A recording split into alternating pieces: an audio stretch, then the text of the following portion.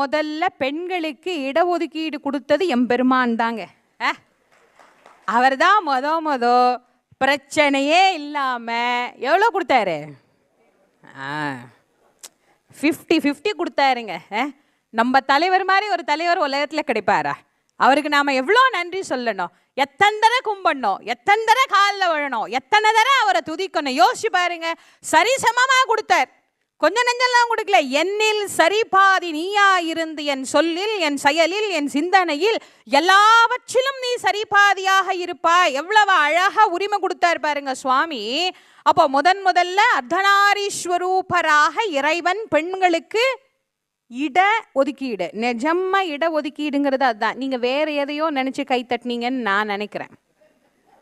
நான் சொல்றது இடது பக்கத்தை ஒதுக்கி கொடுத்ததனால் அதற்கு பேரு, அப்ப பேர் சரியா தானே இருக்கு. சுவாமி